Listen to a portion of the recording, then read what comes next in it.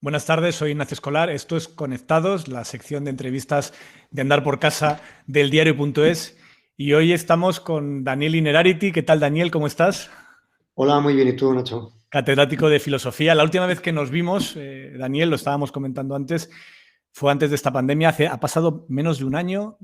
Ya existía el virus, ya se hablaba del virus entonces, pero ni tú, ni yo, ni todas las personas con las que cenamos nos podíamos imaginar en aquel momento, hace menos de un año, que estaríamos en estas circunstancias y que habríamos pasado este año 2020. De todos los cambios que ha traído la pandemia, ¿cuál es para ti lo más relevante? Uy, es muy difícil decir porque hay cosas que son relevantes a nivel personal y otras cosas son a nivel colectivo. A nivel personal, para mí lo más relevante ha sido comprobar cómo se relacionan las esferas de la intimidad y de lo público, del domicilio y la escuela y el espacio común de la ciudad. Eso que lo Eh, dábamos por hecho y que de repente hemos descubierto que es tan importante. Exactamente, ¿no? ¿Y cómo se relaciona? O sea, cómo que mis hijos estén en casa, que no estén yendo a la escuela presencial, eso qué efectos tiene en la dinámica familiar. Para mí eso ha sido muy significativo desde el punto de vista personal. Y desde el punto de vista colectivo, algo que para mí ha sido un aprendizaje, que es la prueba de estrés sobre la democracia y las capacidades de los sistemas políticos para gestionar esto, que comprendo que estamos viviendo un momento terrible para mucha gente, pero desde el punto de vista intelectual es fascinante como experimento involuntario, colectivo, ¿no? ¿Tú te podías imaginar que las sociedades democráticas europeas, occidentales, aceptasen con tanta naturalidad medidas que veíamos en China como algo imposible de exportar, imposible de importar, perdón, a Europa? Mm. Decíamos en la primera época de esta pandemia, bueno, es que eso de los toques de queda, de las mascarillas obligatorias, de restringir la actividad social, de encerrar a la gente en sus casas, esto es imposible de aplicar en una democracia como la nuestra. Y hemos descubierto que es así. ¿Tú te lo imaginabas que fuese posible? No, yo la verdad es que, siendo sincero, no me imaginaba casi nada de lo que está ocurriendo y casi todo me ha sorprendido. Veo mucha gente diciendo, bueno, esto confirma lo que ya sabíamos, ¿no? Hay mucha gente que encuentra en la sorpresa una manera de reafirmarse, ¿no? Justo al contrario de lo que debería ser. Claro, eso que decía Nietzsche, ¿no? De que los seres humanos nos dedicamos a esconder cosas y luego encontrarlas y pones cara de sorpresa, ¿no? Sí. Bueno, pues yo estoy intentando quitarme los prejuicios de encima y hacer descubrimientos, ¿no? Y la verdad es que en todos los órdenes de la vida estoy aprendiendo muchísimas cosas. Eso que tú dices es una verdad, gran verdad. O sea, que efectivamente cómo hemos aceptado una modificación. Mira, un ejemplo, cómo hemos aceptado la modificación de nuestras formas de vida en relación con la pandemia y qué poco hemos modificado nuestras formas de vida en relación con el cambio climático. Eso es una de las cosas más relevantes porque mucha gente interpreta que esto que nos ha pasado es como un primer aviso, como un aperitivo del tipo de crisis que podemos sufrir como sociedad, con algo que también sabemos que está allí, que algunos dirán cuando llegue ya os lo dije, porque es verdad que mucha gente lo está diciendo, que es el cambio climático y que nos enfrenta a una crisis equivalente a lo que debería ser esta. Y sin embargo, la sensación es que eso no va con nosotros. No ha habido ni... Al principio de la crisis decíamos, esto nos ayudará a entender lo importante que es cuidar del planeta, porque si no el planeta nos lo va a devolver, pero en realidad no está siendo así. Mira, mi propia biografía intelectual está muy vinculada a las crisis, porque en los años 80 yo estudiaba en Alemania con Ulrich Beck. Yo viví la crisis de Chernobyl y además me acuerdo que por la dirección del viento llegó una radiación a Baviera y nos prohibieron consumir ciertos productos. Y me acuerdo de ir al mercado y que no había lechugas, cosas de ese estilo, ¿no? Y asistía a clases de Beck, que formuló su teoría de la sociedad del riesgo, que es una teoría que con algunos matices es insuperable y interpreta muy bien lo que ha pasado. Desde el año 86 hasta ahora hemos tenido crisis financiera, crisis económica, crisis del euro, crisis migratoria, el cambio climático en general, crisis del terrorismo yihadista. Hemos tenido un montón de crisis y me parece que la humanidad tenemos una capacidad de aprendizaje bastante limitada en relación con lo que sería de esperar. No hemos aprendido nada entonces de las anteriores, con lo cual tampoco sacaremos una lección para la siguiente. No, no estoy de acuerdo. Algo sí hemos aprendido, ¿no? Porque, por ejemplo, en el tema económico en Europa, frente Sí, a lo que hicieron los sistemas de gobernanza europeos, empezando por el Banco Central Europeo y siguiendo por Alemania en aquella crisis, es muy distinta a la respuesta de ahora. totalmente, totalmente. Es solo por este punto ya podemos estar Hemos avanzado algo. porque, mira, la clave de la cuestión, a mi juicio, es que la crisis económico-financiera se interpretó todo con una plantilla según la cual aquello era debido a errores individuales. La derecha, ¿qué decía? Hemos vivido por encima de nuestras posibilidades. La culpa es de Se la gente, convertía en un problema de cada familia y de cada persona que había pedido una hipoteca. las personas. Y la izquierda, ¿qué decía? No es una crisis, es una estafa. La convertía en un delito de unos sinvergüenzas, ¿no? Mm. Entre unos y otros se nos pasó considerar que esto era debido a la... Por supuesto que había sinvergüenzas y por supuesto que había gente que se había endeudado irresponsablemente. Mm. Pero la crisis, el núcleo de la crisis se debía a la interacción, a la falta de una gobernanza global, a un euro débil, a un sistema crediticio absurdo. En esta crisis, la primera reacción ha sido poner la plantilla de la crisis anterior. Pero enseguida hemos mancomunado la crisis. Hemos entendido que esto es una crisis más simétrica, que nos jugamos cosas en común y, de hecho, la salida Next Generation habrá que ver cómo somos capaces de hacerlo, pero como diseño me parece correcto.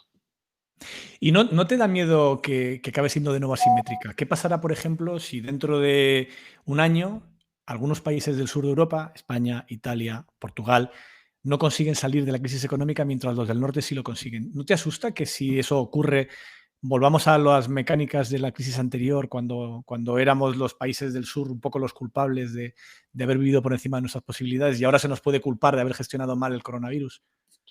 Es posible porque, que ocurra eso, porque la gestión no es simétrica, la gestión es diferente en cada sitio, ¿no? Pero solamente el hecho, vamos a ver, una crisis tiene una parte de afectación, algo que te pasa, y luego una parte de gestión, algo que tú haces con ella. Esa segunda parte será muy diferente en los sitios, en las comunidades autónomas en España, en los estados, etcétera. Pero la primera parte, que es la afectación, en principio, indiferenciada de todos, es algo que impulsa pasos hacia adelante. Cuando de repente golpea igual en Francia, en Holanda o en Bélgica que en España, en grandes Claro, rasgos, ¿no? claro, Porque si miras el mapa de la crisis, más allá de los pequeños rankings que oposición y gobierno intentan vender, vamos mejor, vamos peor, sois los peores, sois los mejores, la realidad es que hay como un montón de países en grandes cifras mal o regular y luego algunos pocos países que han salido muy bien. En el caso de Europa hay una diferencia muy clara en la gestión de Alemania, que tiene cifras muy superiores a todos los demás, y luego en función de en qué momento mires el ranking, un día está peor Francia, otro día está peor Inglaterra, otro día está peor España, otro día es Italia, pero están más o menos todos los demás países en cifras similares. Esto ayuda, en teoría, ¿no? Que solamente haya un buen alumno en la clase y no haya una gran diferencia entre todos. Hay que tener en cuenta que esto de la globalización, entre otras cosas, es un espacio transparente en el que todos nos copiamos a todos. Hay una especie de benchmarking global. Aquí nuestro Fernando Simón está hablando supongo yo, estará hablando con Fernando Simón italiano y con el alemán y con el inglés. Es decir, hay una comunidad de prácticas, de aprendizaje, la comunidad científica expulsa diariamente datos de todo tipo, ¿no? Y además, fíjate que es curioso, cuando se pone un país como ejemplo, échate a temblar dentro de... Sí, eso ha pasado en muchas ocasiones. No, aquí en España nos ha pasado en pequeño con Asturias. Por ejemplo... Que pusimos como ejemplo de autonomía que lo estaba haciendo bien y ahora de repente tiene unos datos bastante malos. Claro. Yo lo he vivido personalmente porque yo trabajo también en el Instituto Europeo de Florencia y al principio me decían, ¿cómo es posible que siendo Italia y España dos países tan parecidos en su forma de vida, aquí estemos tan bien y allí tan mal? Bueno, pues la respuesta llegó al cabo de un poco de tiempo. Es decir, ahora mismo ellos están bastante mal, ¿no?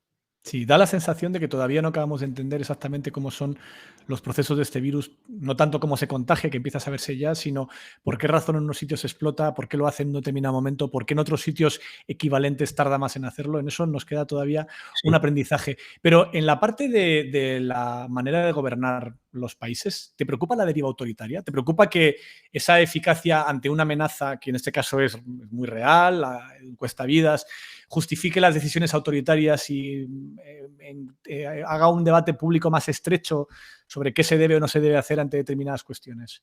O sea, ¿esto nos puede llevar a una deriva autoritaria en el futuro?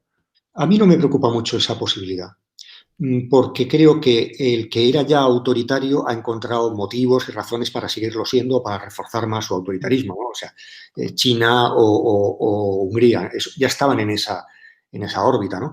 Y creo que algunos filósofos algunos colegas míos han cometido una cierta frivolidad hablando de, bueno, esto confirma que vivimos en un estado de excepción permanente y cosas, tonterías de esas, ¿no? Como Agamben y tal, ¿no? Yo lo he criticado mucho, ¿no? los regímenes de excepción o de alarma en unos países están muy regulados, tienen unos plazos, hay que ir al Parlamento, están subordinados a la consecución de un determinado objetivo, y en otros países simplemente ha sido una disculpa, ¿no? Y luego creo que hay un fenómeno muy curioso al que le estoy dando vueltas en estos meses, es cómo a las democracias se le está dirigiendo una doble acusación contradictoria. Por un lado se le dice, son sistemas potencialmente autoritarios, pero al mismo tiempo se le dice que son sistemas muy débiles para la gestión de la crisis. Lo cual es contradictorio, como dices, sí. Claro, y a O veces una cosa o la otra. pasa que algún líder político dirige esa misma crítica al gobierno desde la oposición, dirige esa misma crítica. Un día le acusa de autoritario y otro día de débil ante la crisis, ¿no? Bueno, yo creo que esto tiene que ver con el hecho de que la democracia es un sistema polémico, controvertido, de discusión libre, abierta, pero no me parece que estemos en peores condiciones que los sistemas autocráticos para gestionar una cosa de estas. Eso sí, tenemos que hacer bastantes reformas también de nuestros sistemas de alerta, de nuestros sistemas de predicción, de nuestra capacidad estratégica, que es muy débil. ¿Crees que la ultraderecha sale fortalecida de esta pandemia y de la crisis económica que viene con el coronavirus? Dependerá de los ritmos y de los plazos. Me resulta un poco difícil hacer predicciones, pero yo he sostenido que de entrada la primera crisis, el primer embate de la crisis, supuso un golpe duro al ese populismo, digamos, la versión Trump del populismo, ¿no? A Trump no le ha ido bien la crisis. No le ha ido nada bien, hubiera ganado las elecciones. Hemos Sí, muy descubierto, probablemente, sí. por favor, que el virus le ha hecho perder las elecciones, ¿no? Es decir, que ese ha sido un resultado, ha sido el único resultado bueno de algo, pero que si no hubiera habido virus hubiera ganado las elecciones y por mucho, ¿no? Entonces, yo creo que este virus y el combate contra este virus pone en valor tres cosas que el populismo desprecia, que son la ciencia, la realidad institucional, por tanto, no el individualismo personalista, y la La comunidad importancia global. de la sociedad, claro, porque Claro, evidentemente esto, con la teoría liberal de cada uno que se busque la vida, esto fracasa estrepitosamente, como se ha visto. Se claro. ha puesto en valor, además, yo creo, no sé si lo ves igual, el valor de lo público. Sí, No solamente por los aplausos en el balcón a las 8 de la tarde en la época del confinamiento, sino en general porque creo que de esta, o debería ser así, va a ser muy difícil justificar recortes en la sanidad pública, por ejemplo. ¿Tú lo ves igual? Yo veo que va a ser más difícil, pero me parece que va a ser más difícil justificar Sí. esos recortes, pero quienes han emprendido ese camino van a insistir. Yo creo que no hay que bajar la guardia, van a insistir, van a encontrar otras disculpas. Incluso en medio de la pandemia también hemos tenido escarceos neoliberales como si aquí no hubiera pasado nada, ¿no? Sí. Me preocupa que demos esa batalla por ganada, aunque efectivamente ahora hay más argumentos para defender lo público. Por cierto, lo público además en un sentido que no exactamente equivale con lo estatal, ¿no? Equivale más bien con lo común, ¿no? Un terreno que tenemos que explorar, la afectación mutua, los deberes que tenemos unos con otros, la solidaridad, en fin, la vulnerabilidad compartida. Por ahí hay un terreno de reflexión y también de combate político muy, muy interesante. Saliendo de la pandemia, ¿cómo ves el gobierno de coalición en este año tan difícil que le ha tocado desde enero hasta hoy? Bueno, yo creo que es un gobierno que, a pesar del ruido que pueda hacer el propio gobierno con sus Sí. errores y sus torpezas de comunicación y de gestión de esa diversidad, y la oposición con su presión lógica, por otro lado, yo creo que es un gobierno bastante más estable de lo que parece.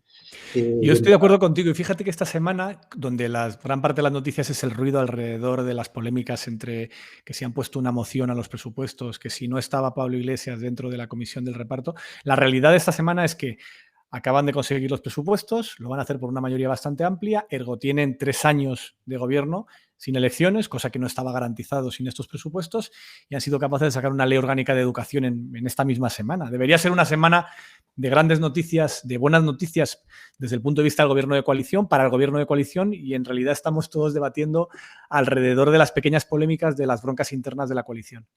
Efectivamente, ¿no? Por ejemplo, el caso de Bildu, ¿no? Que a mí como navarro me afecta, ¿no? Mira, yo ya tengo unos años y cuando yo estudiaba el bachillerato, al principio de la universidad, yo he visto a compañeros míos entrar en ETA, ¿no? Sí. Si a mí me hubieran dicho que la izquierda abertzale y ETA hubiera acabado celebrando su capacidad de influir en unos presupuestos y de votar a su favor, unos presupuestos en los que hay una cantidad asignada para la Casa Real, el Ejército, la Guardia Civil, yo no me lo hubiera creído. Por tanto, creo que esto dice mucho de la capacidad del sistema político de integrar, en fin, y de integrar incluso actores que en un principio querían subvertir ese... Pero esto que claramente es una victoria del sistema democrático, ¿por qué una parte del sistema democrático lo convierte en una derrota, en una cesión, en una humillación de la democracia, cuando en realidad es todo lo contrario? Tú lo has explicado muy bien. Se ha conseguido que la violencia política deje de existir, haya sido derrotada y ahora participe en las instituciones con su punto de vista, esas mismas personas, esa misma ideología esté en las instituciones, esté participando en el Parlamento de manera activa y no solamente para negarse a todo. Eso es una victoria, no una derrota. Bueno, que estén haciendo lo que ha hecho el PNV durante 40 años y haya merecido todo tipo de críticas por eso, dice mucho de la capacidad de absorción. Yo creo que hay aquí como dos extremos. Por un lado, gente de la propia izquierda abertzale celebrando que han ganado no se sabe qué batalla, cuando es evidente que aparte de sembrar el campo de sufrimiento terrible, ¿no?, que ha habido en esta sociedad, desde el punto de vista político no han conseguido nada. O sea, bastaría con la impugnación moral, pero es que además utilitariamente no han conseguido nada. Claro. Y van celebrando una victoria. Recuerdo a Arnaldo Otegi cuando el día de la disolución de ETA dijo esto solamente sería posible. Dices, bueno, menudo argumento, ¿no? Y yo con eso hubiera suspendido lógica en primero de filosofía, ¿no? Que adjudicar a ETA... el fin de ETA. La disolución. Bueno, en fin, hay argumentos para todos los gustos, ¿no? Y hay que tolerarlo, ¿no? Pero en el otro extremo te encuentras con una parte del mundo de las víctimas, de las asociaciones de víctimas, que de verdad piensan, y yo creo en su sinceridad, ¿no?, y en su drama psicológico personal, ¿no?, creen que han sido derrotados porque la izquierda abertzale está en las instituciones. Mira, en Navarra yo recuerdo durante mucho tiempo, Herri Batasuna entonces, por orden de ETA, se salió de las instituciones, se salió del Parlamento Foral. Y era una fuerza muy importante, ¿no? Bueno, hoy en día no solamente está en el Parlamento, sino que apoya al gobierno progresista. A mí esto me parece un éxito de todos, ¿no? Yo también lo creo, pero hay una crítica que se hace permanentemente a la izquierda abertzale, a Bildu, siendo Bildu una coalición en la que hay mucha gente que incluso estaba en contra de Batasuna cuando Batasuna estaba del lado de ETA. Pero hay mucha gente que reclama a Bildu que después de 10 años sin muertos no haya dado más pasos para desmarcarse de aquel pasado. ¿Crees que es así? ¿Crees que debería desde Bildu desmarcarse un poco más de la herencia de esos años del terrorismo de ETA? Yo creo que sí. Yo creo que Bildu debería completar un recorrido. Es decir, el recorrido que ha hecho le ha bastado para salvar el escollo de la ley de partidos. Por cierto, una ley que hicieron Partido Socialista y Partido Popular, ¿no?, con unos estándares bastante elevados.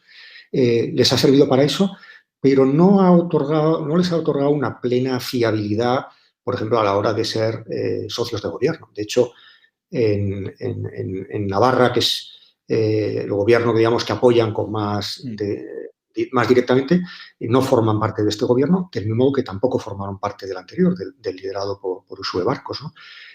Yo creo que si ellos dieran más pasos en esta dirección, primero, harían lo que tienen que hacer, y segundo, serían unos socios que darían mucho más juego en la política de que actualmente tienen, porque yo creo que hay mucho postureo en ellos de que condicionan los presupuestos de España y tal. Yo creo que condicionan... Yo creo que tienen un papel muy pequeño para los diputados que tienen y que tendrían un papel mucho mayor a poco que se distanciaran de manera más clara y pusieran más fácil no tanto a los partidos de izquierda en el País Vasco y Navarra, sino a los partidos de izquierda que tienen votantes en Castilla-La Mancha, en Extremadura, en Andalucía, en Madrid, donde es mucho más difícil explicar que Bildu hoy no es lo mismo que era Batasuna hace 15 años. Efectivamente. Unas preguntas de nuestros socios. Alejandra te quiere preguntar, durante la pandemia se han recrudecido las falsas noticias y los bulos. ¿De qué manera influyen en la manera de pensar de las personas? Y no me refiero a la opinión que generan, sino a los procesos cognitivos para discernir verdad de mentira. Alejandra, eso es un gran tema. Necesitaría 2 horas. Nuestros socios preguntan muy bien siempre, y además con ojo. Por lo menos, Alejandra, seguro. Mira, esta epidemia ha sido, desde un punto de vista, una cosa muy atávica, muy antigua, ¿no? Esto de cerrar unos espacios como las murallas de las ciudades, meterse en casa, los virus, esto es más viejo que la sal. Lo que es moderno, lo que es o posmoderno, es que esta epidemia tenga lugar en un entorno informativo de posverdad, de desinformación, de desorientación de la gente, de pluralismo de opiniones, de cacofonía de los expertos. Eso es lo que le da su principal novedad y eso es lo que le hace especialmente difícil de gestionar. Ya veremos ahora, por ejemplo, con el entorno, ahora entramos en el asunto de las vacunas. Para que el tema de las vacunas tenga éxito es muy importante que la gente confíe y la gente confía muy poco. Tú también tienes esa sensación. Yo en mi entorno no hago más que hablar con personas que me dicen que no se la quieren poner. Efectivamente. Y me preocupa muchísimo, la verdad. Y en parte eso tiene una cierta lógica, o sea, vamos a disculpar a esa gente que dice eso. Sí, no, vamos, algunos de mis mejores amigos me dicen que no se la quieren poner. Claro, no es que sean estúpidos, no, la gente que ha visto, por ejemplo, la gran rapidez con la cual se ha producido varias vacunas, lo cual es sospechoso, aunque hay que tener en cuenta que cada vez hay más gente trabajando en este campo, con lo cual es lógico que haya más vacunas, ¿no? Pero esa rapidez suscita un poco de desconfianza, ¿no? Y luego yo creo que, y esto ya te lo digo a ti, Nacho, y a los que tenéis responsabilidad de comunicación muy directa, es importante no tratar a la gente como estúpidos, ¿no? Aunque hay algún estúpido. Sin duda.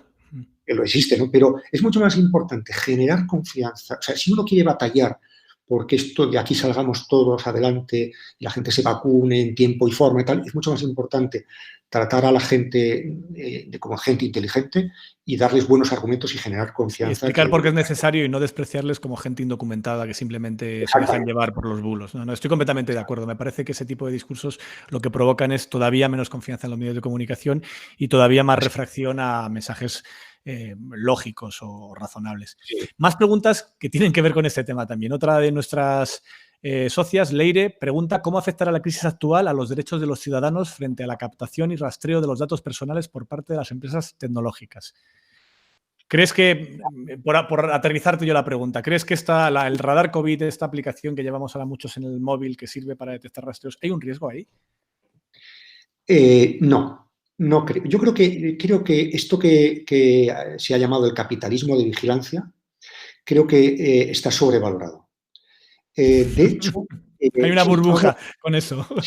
¿Cómo lo diría? Mira, yo más bien, quizá por mi defecto profesional de filósofo, tiendo a ver las cosas al revés. Yo más bien creo que ese supuesto sistema capitalista que nos observa y que nos conoce perfectamente ha cometido gravísimos fallos de análisis de la realidad social. Un ejemplo, los sistemas de Big Data. Esta crisis ha sido la primera crisis en un mundo de datos. Sí. Y, por tanto, tenemos que valorar si nuestra infraestructura de producción, análisis e interpretación de datos ha sido correcta o no. Y creo que hemos cometido errores garrafales. Un error ha sido, como sociedad, ¿no? Un error ha sido que los grupos más vulnerables han sido los grupos que no estaban en el radar.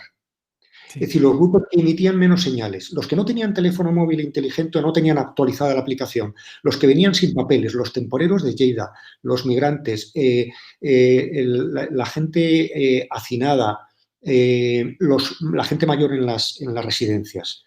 Y que deberíamos hacer, no tengo tiempo ahora para explicarlo, pero lo escribiré en su momento. Te lo publicaré si nos lo mandas.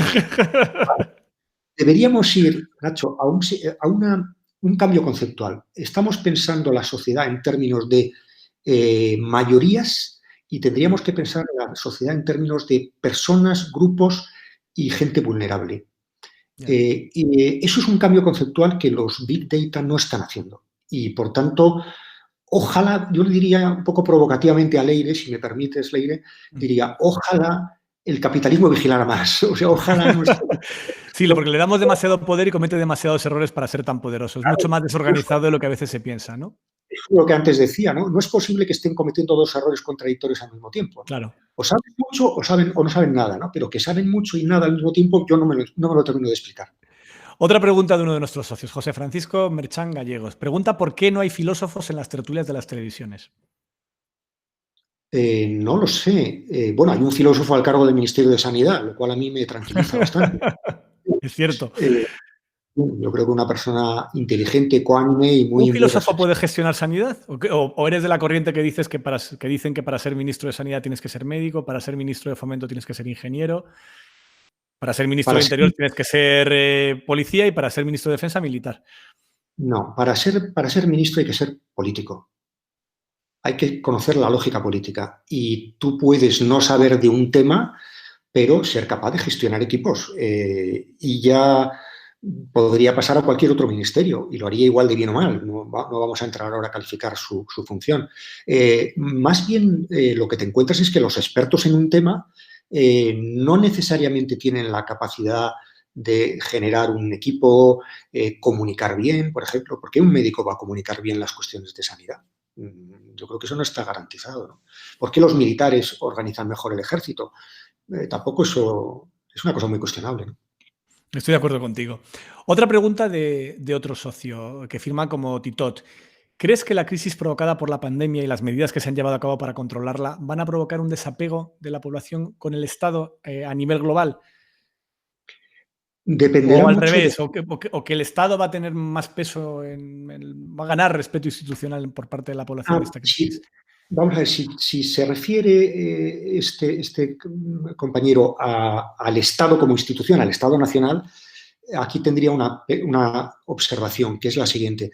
Creo que creo que hemos vivido un momento de estatalidad muy engañoso. Es decir, ha vuelto el Estado con todos sus atributos, ¿no? De verticalidad, centralización, estado de alarma. ¿Por qué?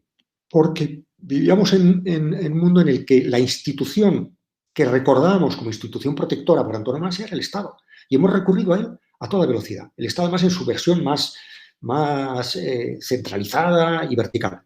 Pero yo creo que somos conscientes de que esto requiere la colaboración de muchos planos de gobierno y que el Estado estaba ya en un proceso de compartir poder, tanto en lo que se refiere a que internamente se encontraba con una sociedad muy plural, muy diversa, como que hacia afuera, pensemos en el caso de Europa, tenía que haber más transferencias de soberanía. Yo creo que de aquí saldremos con un debate que será identificar qué nivel de gobierno es más eficaz y más adecuado para qué tipo de riesgos. Y para algunos será el Estado, para otros será el pueblo, la ciudad, la comunidad autónoma o Europa o la Organización Mundial de la Salud. ¿En qué entorno de decisión llevamos cada ámbito de la política? Exactamente. Yo propongo que vayamos sin prejuicios y analicemos más bien el tipo de problemas que tenemos y entonces decidamos qué institución es la más adecuada. Y no al revés, como hacemos ahora, que es pensar, yo soy la institución, yo defiendo mi protagonismo, sea el riesgo que sea. No. Hay ejemplos muy obvios, no puede gestionar Europa la recogida de basuras. Y hay otro ejemplo, no puede gestionar el municipio la puesta en órbita de un sistema de satélites.